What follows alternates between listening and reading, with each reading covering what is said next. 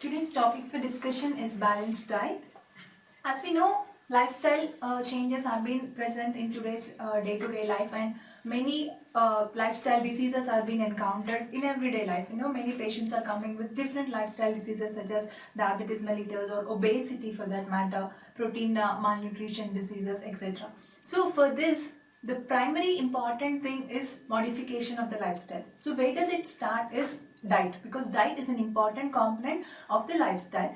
By taking a balanced diet or a diet which is a conglomeration of all essential nutrients to the body or essential elements to the body comprises of balanced diet. So today let us see about balanced diet and what are the various the ingredients, what are various things that will actually come under this balanced diet. So firstly, to say what is balanced diet is the one which provides all the necessary nutrients that have been required in required amounts and proper proportions. Even this diet also is required in certain amount of proportions. If it is excess, it can lead to obesity kind of diseases, and if it is less, it can lead to malnutrition diseases, related diseases. So balanced diet is something that which provides all essential nutrients to the body in required proportions and in required quantities. These nutrients, that is, the balanced diet comprises of nutrients, and these nutrients can be grossly divided into macronutrients, micronutrients. Macronutrients are those which are necessary for the energy balance within the body, and the major macronutrients includes carbohydrates, proteins and fats. Coming to the micronutrients, these are also very essential apart from the macronutrients for the regular physiology of nervous system, your blood vessels, and all the maintenance of the body, that is for the homeostasis of the body. These micronutrients are essential, and various micronutrients that are necessary are vitamins, iron, iodine, zinc, sodium, fluoride, potassium, magnesium, selenium, etc. are various micronutrients that are essential for your proper functioning of the body. Now this balanced diet can be easily achieved through blend of 4 major food groups, and these major food groups includes cereals, millets and pulses, which account for the major protein groups, vegetables, fruits, milk and milk products, and egg, meat, fish are also essential for various amino acids, and oils, fats and nuts and oil seeds are also necessary, which comprises of the energy balance of the body, which are required for the energy balance of your body. Now coming to other non-nutrients such as dietary fiber. This dietary fiber is very much essential for various digestive procedures, and this will actually be helpful in digestion and further excretion of the non-useful materials for the body. And various antioxidants. Body in various stressful activities, may it be physical activities or mental activities, what happens is certain amount of free radicals are released within the body, and these antioxidants are necessary to actually are for the redox reactions.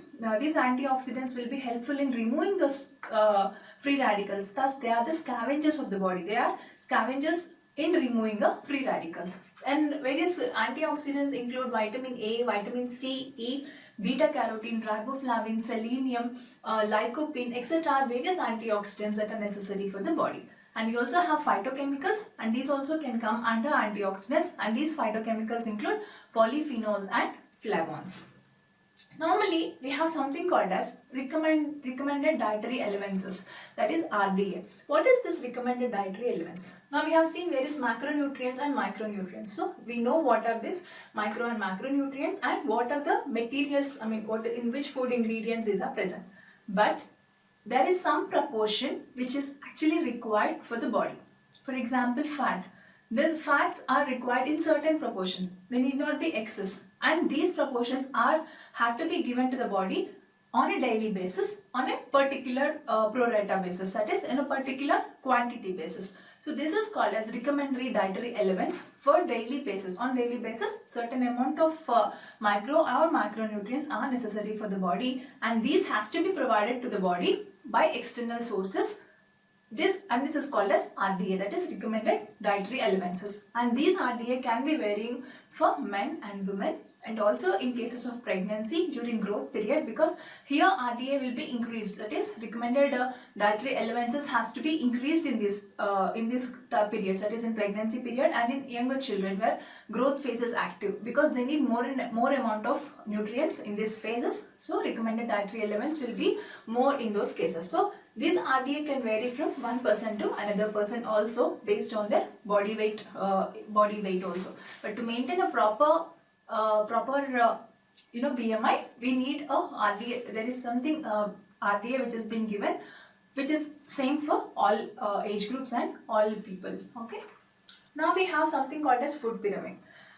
As we have seen, these macronutrients and micronutrients have their particular role in the physiology of body, that is in the homeostasis, and these has to be given at a particular quantity, that is particular proportions. For example, in the food pyramid, we can see bread, cereal, rice, pasta, etc. These can be taken from 6 to 11 servings per day. Vegetables and various fruit groups has to be included in at least 2 to 4 servings. Fruits can be included at 2 to 4 servings per day, and vegetables can be included at 3 to 5 servings per day. Milk, yogurt and cheese group, these are good in proteins as well as in fat material. So they have to be restricted to 2 to 3 servings. Fats, oils and sweets has to be taken in a very lesser quantity and used very sparingly. When these are taken at a lower quantities, then we can avoid the risk of obesity and various lifestyle diseases such as diabetes mellitus. Meat, poultry, fish, dry beans, eggs and nuts group can be given in 2 to 3 servings. Now coming to carbohydrates, which are one of the major macronutrients. These are usually taken as dietary carbohydrates, and these dietary carbohydrates can be divided into various subgroups again. Like we have free sugars, that is nothing but monosaccharides and disaccharides, which will mostly include glucose, fructose, etc. And we have short chain carbohydrates, which are also called as oligosaccharides. We have starch polysaccharides.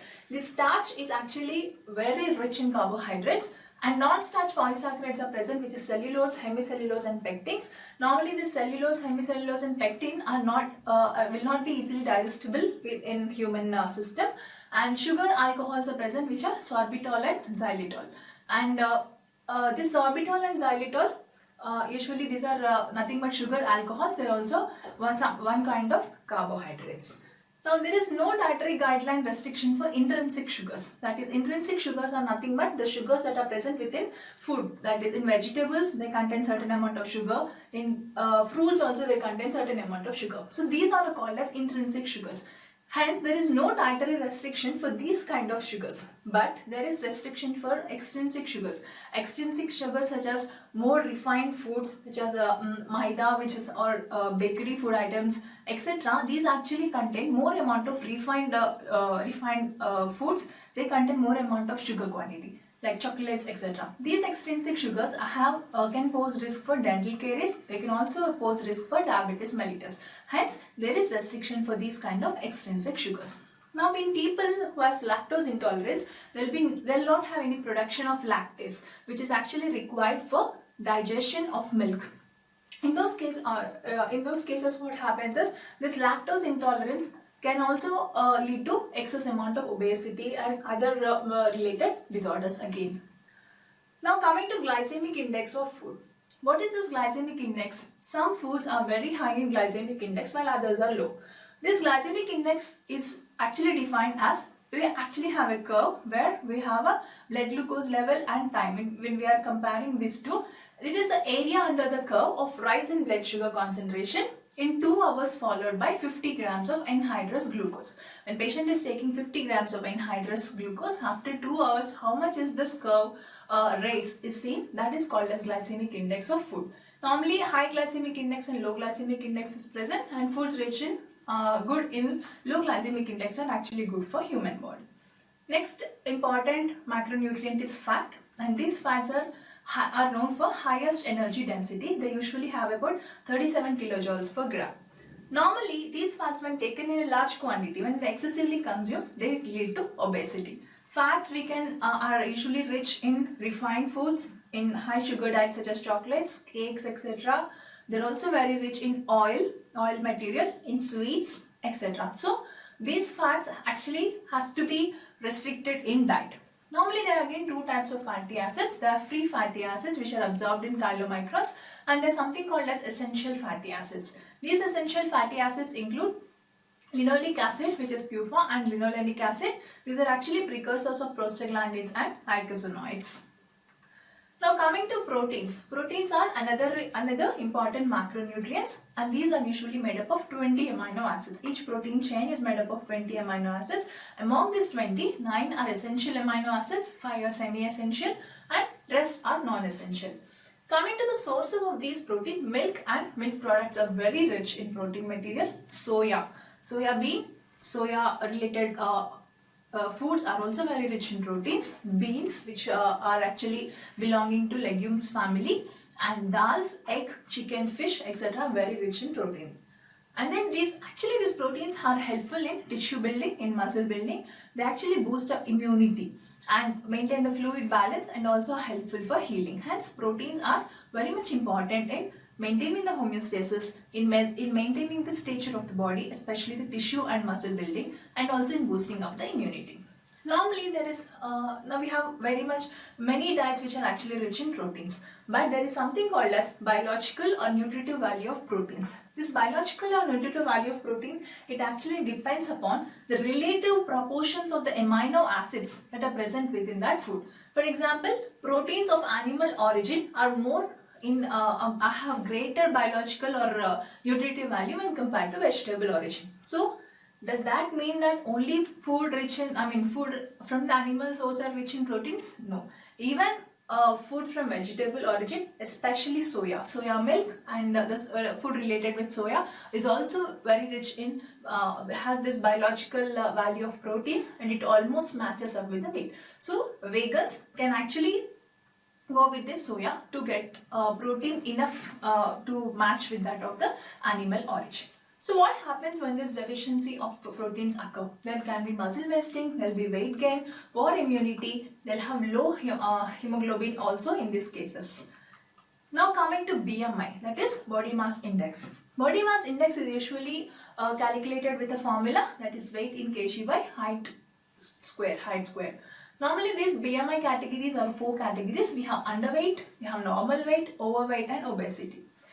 When we calculate with using this formula, certain value is obtained. If that value is less than 18.5, then the person is said to be underweight. If the BMI is about 18.5 to 24.9, it is said to be normal weight, and if it is 25 to 29.9, it is overweight, and if the BMI is greater than 30 or equal to 30, then they are said to be obese. Based on this BMI, we actually have to manage our diet, and also along with that, exercise is very important to match with the BMI categories of normal weight. Now coming to various disorders of this altered energy balance. The first and foremost thing, the most happening thing like this, which requires more and more attention, is obesity. Normally obesity, as we have seen, if the BMI is greater than 30 kg per meter square, then it is called as obesity. The major complications of obesity is metabolic syndrome. Patients who are obese mostly fall prey to hypertension, diabetes mellitus, especially type 2, and hyperlipidemia. This hyperlipidemia can in turn cause coronary heart diseases, stroke, and complications of diabetes mellitus. So this conglomeration of these three, that is the triad of type 2 diabetes mellitus, hypertension, and hyperlipidemia, is also called as metabolic syndrome. Now we also have liver fat accumulation, which is non-alcoholic steatohepatitis, and also cirrhosis is also one sequelae of this liver fat accumulation. So we already know that we have seen in our past lectures where cirrhosis is present, then we again will in turn have its sequelae, cirrhosis sequelae, like reduction in the in your clotting factors production will be lost, like all 4 clotting factors are being produced within the liver. Liver will be helpful in drug metabolism. In those cases, patients will have problem. So various sequelae of cirrhosis can also be seen in these patients. Next we have osteoarthritis, varicose veins, because weight bearing joints, especially the knees joints and hip joints, are most commonly involved in these obesity patients, because because of this excessive weight bearing, there can be friction within the joints, and this leads to osteoarthritis. Next we have in this osteoarthritis, as we know, we can see erosions at the top erosions of the joint surfaces, and then this will lead to osteoarthritis. Next we have restricted ventilation. Obstructive sleep apnea is an alarming feature that is happening nowadays, especially in people with obesity. Patient will have sleepless nights because of this obstructive sleep apnea. And next is exertional dyspnea. When these obese patients have do exercises, or they take steps for a long or they take walk for a longer time, they encounter with this exertional dyspnea. Next we have hormone-dependent cancers, PCODs, especially in females who are obese. We also see psychological morbidity because they keep on thinking that they are obese and they cannot mingle, and they have social hindrances, etc., which will lead to psychological morbidity. Patients will also have gallstones in this condition. Now coming to major other medical complications of obesity.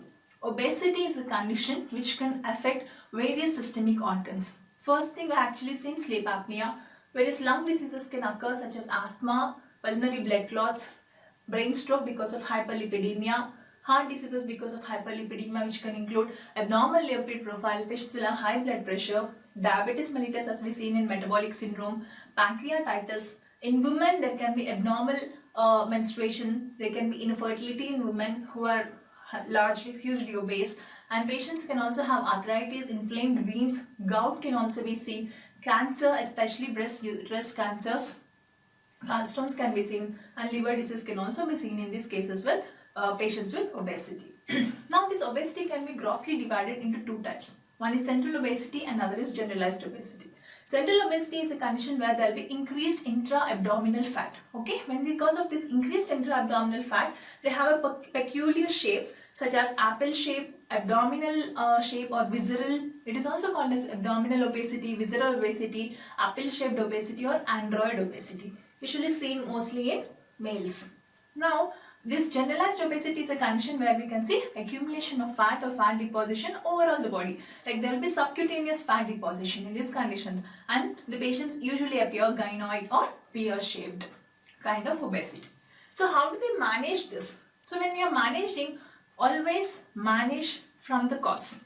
If there is needed lifestyle changes, advise the patients for various lifestyle changes, advise brisk walking, advise exercise to the body, advise diet changes, and along with that low calorie diet therapy, lifestyle advice has to be given. So prime important things that has to be advised in case of obesity. And various drugs are available such as orlistat, we have sibutramine, we have rimonabant, etc. In severe cases, in severe obesity cases, where all these management methods have failed, then we have an ultimate thing called as bariatric surgery. In bariatric surgery, what they do is they reduce the size of the stomach so that patient feels bloated or patient feels filled while eating, even after taking little amount of food. So patient is constantly exposed to very little amount of food for a longer time. So this will actually make reduction in food intake, that is especially the high calorie diet intake, and slowly what happens is patient can lose weight in this condition. So this is about bariatric surgery. Now we have seen overnutrition, that is excessive food intake, which is leading to obesity. Then opposite to that is nothing but undernutrition. In this what happens, the BMI is less than 18.5 kg per meter square. So various malnutrition disorders are seen in the especially in countries like underdeveloped countries and developing countries, where there is no proper food intake because of the less GDP for them. And this includes marasmus, kwashiorkor, and anorexia nervosa. Marasmus is malnutrition with severe muscle wasting. Kwashiorkor is where there is malnutrition with edema. Anorexia nervosa is a condition where patient becomes too skinny because of malnutrition again, and other conditions include malabsorption and maldigestion conditions, were also leading to undernutrition in these patients. Patients actually take good amount of food, but because of malabsorption and maldigestion, what happens is the amount of food they have taken is not been absorbed into the systemic blood supply, and thus patients will further sequelae to it is patients will undergo undernutrition. Now let us see various protein energy malnutrition conditions. In this protein energy malnutrition, the malnutrition is nothing but it is a range of conditions which is occurring actually because of when there is intake of one or more nutrients doesn't meet the requirements. We already have seen about RDA, that is recommended dietary allowances, about what is RDA. When some micronutrients are not reaching to this RDA, then this will result in malnutrition. Now we have PEM, that is protein energy malnutrition, which is greater, usually seen most commonly in preschool age children. Okay, and main cause for this malnutrition is food inadequacy. Earlier they used to think this is because of protein gap. That is, even when patient is having food, if the food is not rich in proteins, then this was causing malnutrition. That is malnutrition conditions. But recently what happens, it is food gap. That is both quantitative and qualitative food. There is food low in energy density, in protein and micronutrients such as vitamin A, iron and zinc. So the present malnutrition, today malnutrition is actually accounted when there is patient is taking food which is both quantitatively and qualitatively low in all elements, that is in both macronutrients and micronutrients. But earlier it was thought that there is only protein gap, that is only protein food which is not very rich in protein.